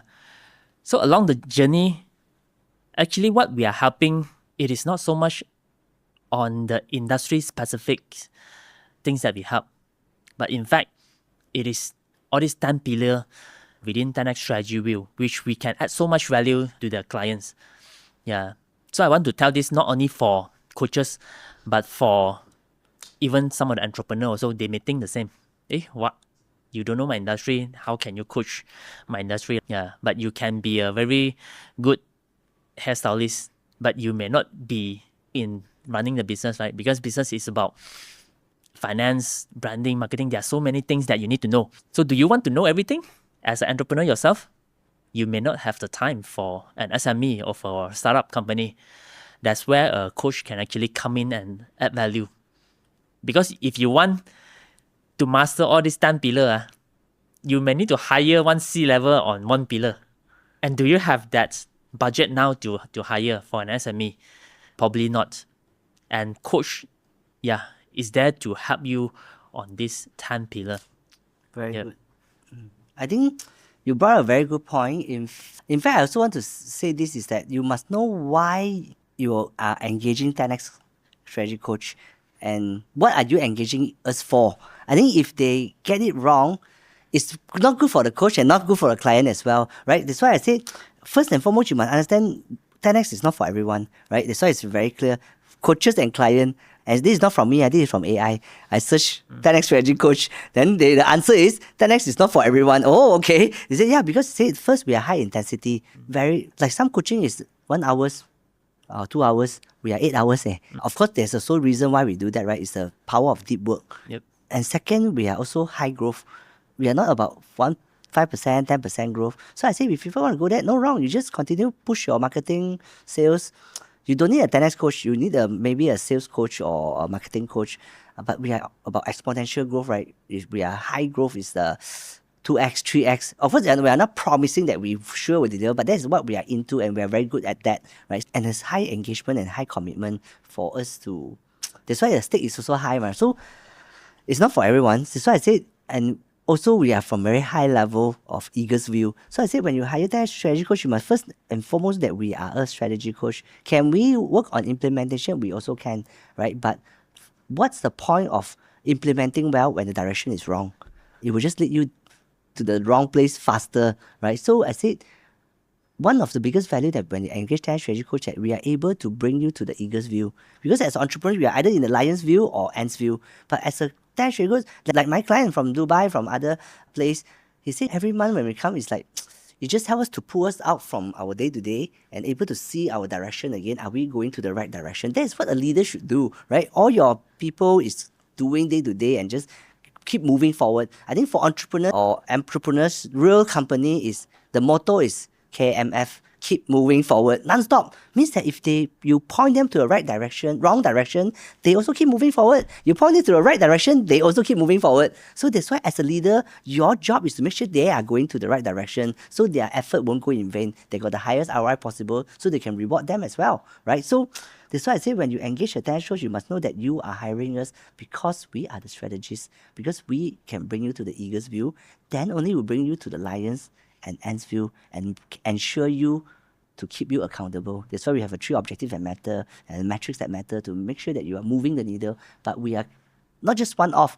If you just one off, then you don't need us, right? That's like we always share the rocket story, right? When the first shoot is 1% off, but actually it could be 98% off the moon. But along the way, they keep adjusting. Yeah, they adjust. And every adjust is 100% one. But you must know it's very far. The destination is so far. So that when you just a little bit of off track 1% is actually when you reach there, it's already thousands miles away, right? So that's why you have to adjust and keep adjusting to reach the destination. Actually, our job is the same, right? It's one off adjustment, then done. Of course, entrepreneurs so much distraction, including emotion, right? So that's where we are there, keep helping them to readjust, retweak, and reach the destination that they want. Else you go to totally different direction along the way. So eventually, that's why I think first and foremost, they must understand why they are engaging us for. And the coach also must understand why we are going in for. I did give you a real case that I was coaching a client. I have a co-coach with me. And the coach so happened, because every of our coach have different expertise, right? And they are from entrepreneur from different background. So their client is implementing ERP, right? Enterprise Resource Planning. And the co-coach, luckily he didn't straight away tell the client. He just messaged me, say, actually, I have experience in this. Do you think I should go in and help them together in the implementation? I said, no. I said, why? No, I can get, in this particular scenario, when you tell client, they always feel grateful one. Yeah, please, thank you so much. Wow, you're not so thankful. Because they also don't know. But you know what's the problem? Because eventually he will think that I actually engaged an implement only cost 1,000. No. Then why I'm paying 10,000 for this job? So we also don't know our role. And then you're wondering, hey, I thought I'm adding value, but client also get value. You must know what is the value you add.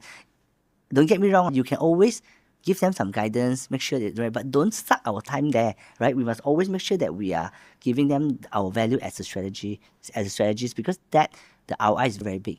Yeah, so you must know our role. So I said, oh yeah, luckily if not, I will go in to help. Yeah, you can always point them to the right direction and then keep them accountable to achieve that. But we focus on the bigger value, looking at the whole operating system of the business. How can we look at formularizing the business, corporatizing and globalizing, right?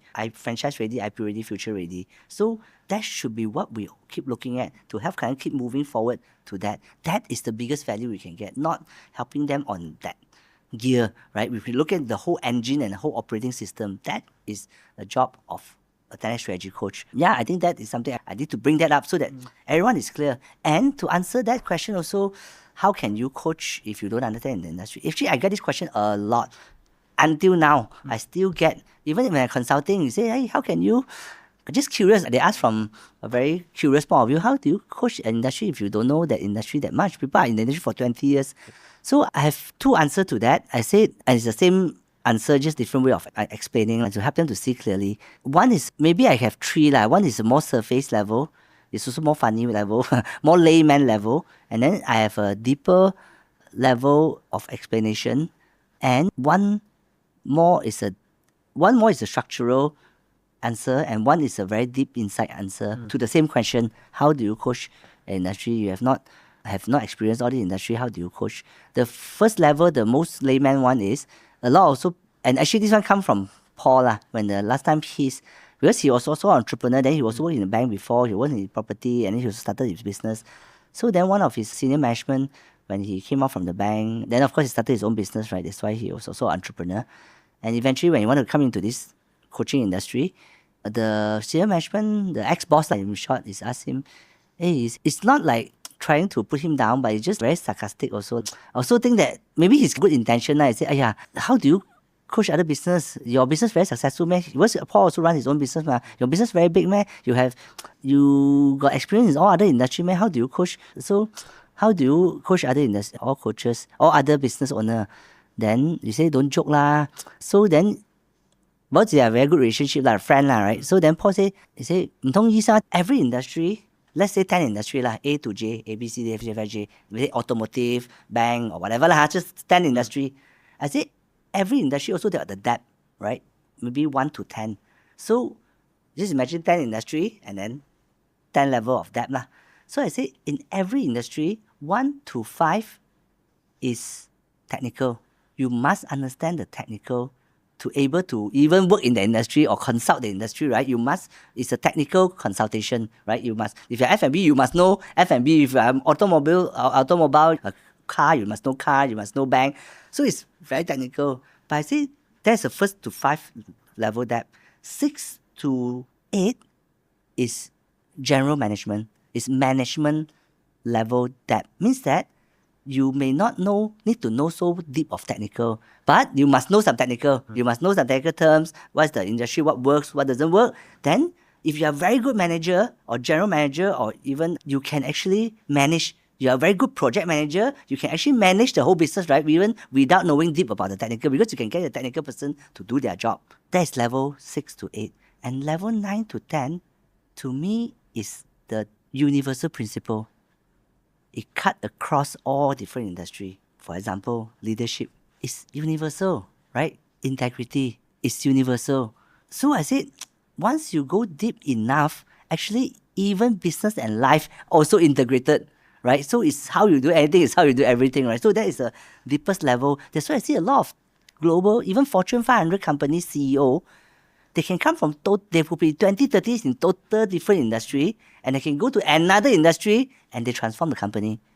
Again, don't get me wrong, I'm not saying technical not important, but they just need to spend a few months to understand the business. They won't until the point that they know how to build a car or technically, no, but you just need to know the principle and know the management, and they use their leadership and able to unite team, attract the right talent, use the right resources. They have the resources allocation. They have the eager view. Of course, they might understand what is on ground, but they don't need to know how to do it, right? So that's why I say what we coach is actually at the level 9 and 10. We are not coaching level 1, 2, 3, 4, 5. If you want that, you find a technical guy, you don't get that next coach, right? So that is why we can coach, right? That's why I say the 10 pillar is all principle and application is 1,000. This is not from me, this is from Bill Gates. They say principle is 1, application is 1,000. So what we are coaching is on principle. They can apply thousands way in their business. So that is second layer deep of how I explain that why we can coach. And interestingly, all the disruptive innovation come from another industry.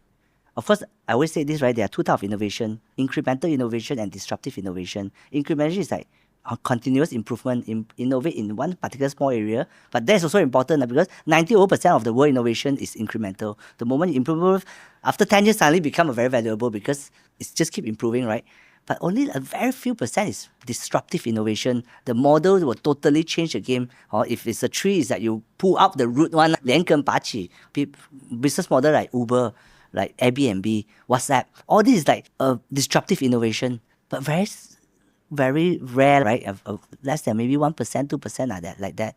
But I must say that incremental innovation can always come from the industry. Learn from the benchmark, learn from the expert, learn from the world number 1, world best. The country will do it best, your competitor will do it best. Follow the same recipe, you make the same cake. That is incremental innovation.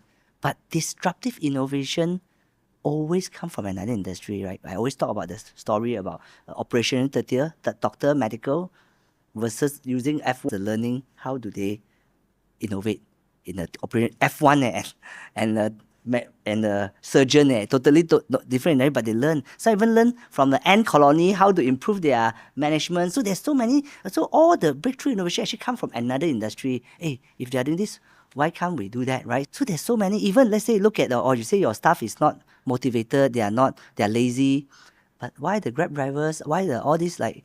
They are so hardworking, right? Oh, then you can learn what's the principle. Oh, because they paid by result. Because then they will be hardworking, right? Then all this you can learn from other industry, why they are so motivated and all that. But the level 2, when I share this time deep, is that I say all the breakthrough innovation come from another industry. So the beauty of engaging 10x coach, we are not the industry expert.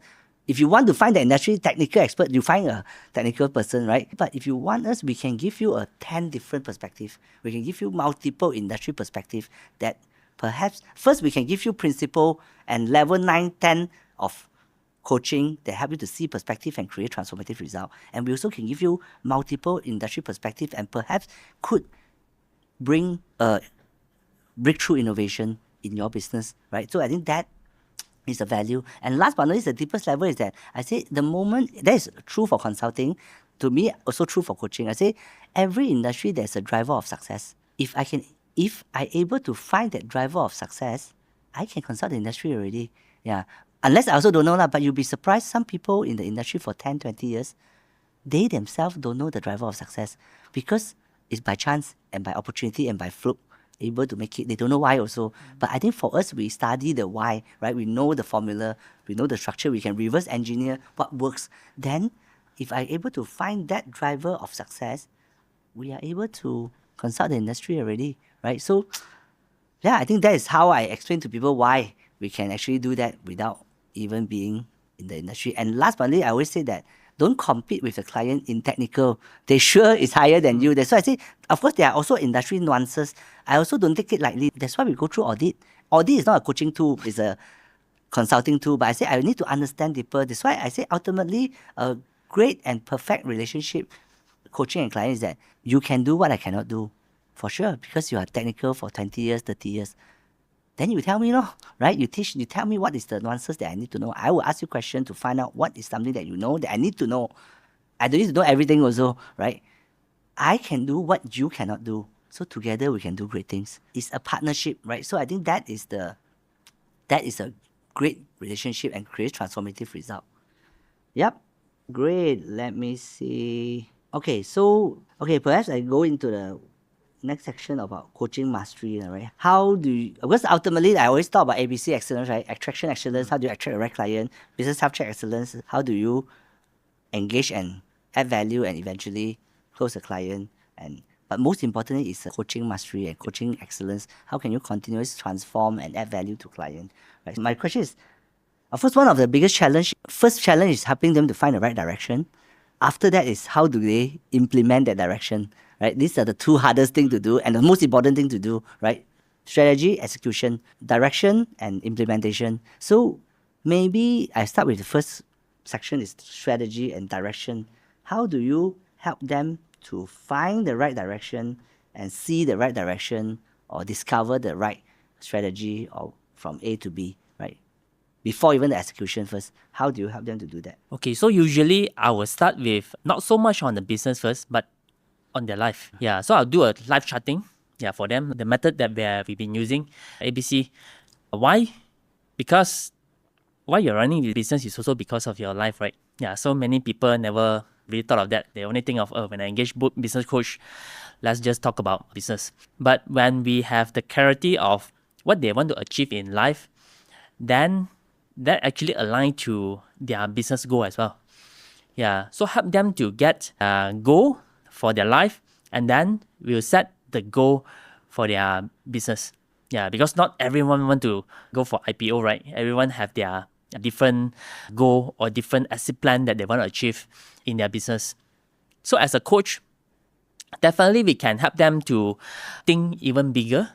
Yeah, but again, we will let them know about the action that they'll need to take in order to achieve that. And we're actually there to help them to achieve that. So it can be a very big goal. Yeah. But are you ready to take on this execution? So we'll set the ABC.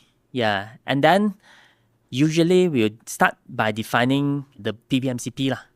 Yeah. So without the PBMCP also, you won't have a very proper or good strategy. Yeah, because you can't feel it. If that thing cannot give you the fire every day to keep chasing for it, then maybe after a few years, you get boring, right? You always say the business journey is nothing interesting, right? Yeah.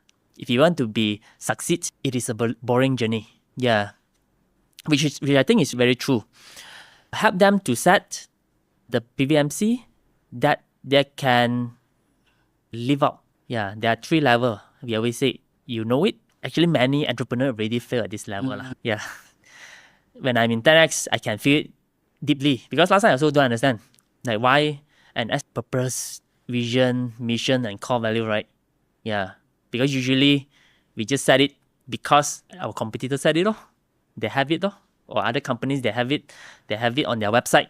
So we also get one for us. But now it's easier lah. They can get it easier because of AI. They just ask AI PBMCP come up. Yeah, so why do I need a coach to set that? But if you understand deeper, do you just want to set it because everyone have it? Yeah. So that's the thing that they don't understand why we actually enforce so much on the PBMCP. Because we don't want your team to just know it. The second level, you take ownership of it by doing it, and eventually you really live up the core value. Yeah, meaning no one is seeing, no one is pushing you, but you're already doing it by nature, which I think this is also one of the strength of 10x. Yeah, we have this. Yeah, so for entrepreneur, they are so clear and they are so inspired in doing their business. Yeah, so we help them to set that and then align back to their positioning, how to differentiate themselves within the market, how to build a proper planning, and then we have the one page, right? Yeah, for them to set the blueprint. Yeah, so we plan for 10 years. Recently, we also have this 10 years visionary retreat, right? Why do we need to spend 3 days just to set the one vision? I think many people will also have doubt. Yeah. But when this thing is so strong, everyone discuss about it, debate about it, everyone actually have the same direction towards what's the company want to achieve. Yeah. And I think that is very important. Yeah. Yep. Good. I think very clear. I think one thing different is really the one common answer I hear when of course the performing coach that create good relationship, good result with the client. We always juggle between relationship and result. I don't think it's extreme. We are very relational platform, but if not just all relationship, no result, right? And yeah, we also very particular on result, right? Our number one core value is results speak the loudest, but we are not just all result that no relationship. So it's how do we find an intersection between that. So I think, but many of them also start with their life first. Some is say life chart. Some is really understand the life of the owner or the CEO. How did they make decision, their patterns and preference before we force things into them, right? So it must work for them. Then only you look at the business to align. We even say we call it the strategy core 5, which is the root, right? The PVMCP, right? Purpose, vision, mission, core value, and positioning. A lot of people take it lightly, right? Say, we got law. So I think the root create the fruit, right? So we call it strategy core 5 because I felt this is the core, is in the root. And actually most entrepreneur or businesses, they don't have a strong root. And it's just, people say I put law, it's a very thin root or not convicted. And how do they know is that when they make big decision, do they refer on this strategy core 5 and their purpose, vision, mission, core value, and positioning? If not, then it's very light. So when the wind blow, any shake in the market, the tree will fall because it's very light and very thin root. But if you have a strong root and it grows, even the wind blow or any market shaking or unstable or wavy, you're still very strong because not just for fit's sake, we have a purpose and vision why we are doing this, right? So I think that is something that I think 10x is very different, that we want to really grow deep. In fact, I say it's how deep we want to grow, right? I think even like I say, the listed code that we are also part of the team to run the 3 days visionary workshop. It's just not even PVMCP, right? It's just just one. We take 3 full day, 2 day, 3 night, 3 day, 2 night, just to go into that. And even after that, we still take another 1-2 more weeks just to fine tune and we look at the model, the word, because not just word change, every word is a business model change and directional change. So then you take so serious. Of course, when you're a small company, you cannot afford that, but this is of course over 100 million size. But they also start from small, right? When they're small, they also take this company also take this very seriously, right? Of course, now they're looking at the next 10-year vision, so they can able to grow deep, include all their leadership team. So it's really how deep we want to go to on these routes. So, yep, great. Of course, I think this one, when this is right, the execution is quite straightforward. Maybe I'll skip the execution question. I will come into our last 1-2 question that probably if Of course, after 3 years, you're in 10x, you also achieve your own success in 10x, and certain strong root has been built, confidence, conviction, commitment. Of course, moving forward, we know that you will continue to transform business and life, right? So if I could to bottle your transformation or your success or your result created into probably 2 or 3 principles, what would that be? Yeah, so if you ask me myself, I think I have 3C as well. I have 3C. Yeah, so the first is commitment. Yeah, commitment is the first most important that you need to have in this journey. Yeah, as a coach yourself, you need to be committed, not only doing things that set by 10x, okay, like just attend the monthly meeting and then the coaching your client, but you should also be committed to spend more time to understand your client's business, understand deeper, do some research, and then talk to other coaches to understand how they are actually helping their clients. Yeah, because sometimes people will also come to me. They say, "Hey, how come your business sounds so good one? How come you can make this kind of decision? Do you learn from somewhere?" Yeah, actually, it is the commitment that I spend in. You just cannot see. Yeah, but I always talk to other coaches. I even spend more time. Even my entertainment is Shark Tank. Yeah, I have watched so many episodes, for example.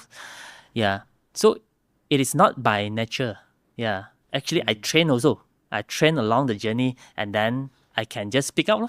Yeah. So it is about the commitment first. And then second is the conviction. Yeah, I also learned about this term, okay, when I joined 10X. And that time I still don't understand really what is conviction. Yeah, because I don't have the conviction yet. Yeah. But if you don't have conviction, if you cannot even convince yourself, like how can you convince your client, right? Yeah. So find the conviction. Yeah, explore. If you don't have that convictions, you should talk to other coaches, your team leader, yeah, the leadership teams, to understand deeper how 10x can really help a client, yeah, in this coaching industry. And third is consistency. Yeah, so when you have that, if you don't have consistency, again, you'll fail. You judge yourself along the way. So when you know the things is right, you just have to be consistent. And that's where the growth will happen naturally. Yeah, when we say about naturally, actually it's not natural. It's actually you design it to be so natural. Yeah. So I think that is my 3C. Yeah. Very good. Commitment, conviction, consistent. Great. I think echo to what you said. I remember last time even my chairman said, how can he do things so effortlessly, right?